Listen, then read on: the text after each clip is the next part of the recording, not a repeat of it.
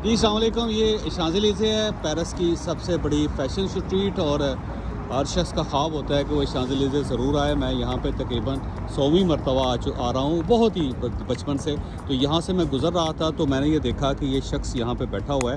ये बेसिकली एक मांगने वाला है और आप ये देखेंगे यूनिफ़ॉर्म में बाकायदा एक नेवी की यूनिफ़ॉर्म पहनी हुई है उसने और अपने साथ एक कुत्ता रखा हुआ है और इसका डॉग भी जो है उसको बाकायदा इसने लिबास पहनाया हुआ है और उसके साथ ये फ़िशिंग रॉड लेके बैठा हुआ है और फ़िशिंग रॉड के साथ इसने एक कप लटका रखा है। और अब देखिए ये बेसिकली बैगर है, होमलेस है, ये मांगता रहता है यहाँ पे बैठ के एक साइड पे।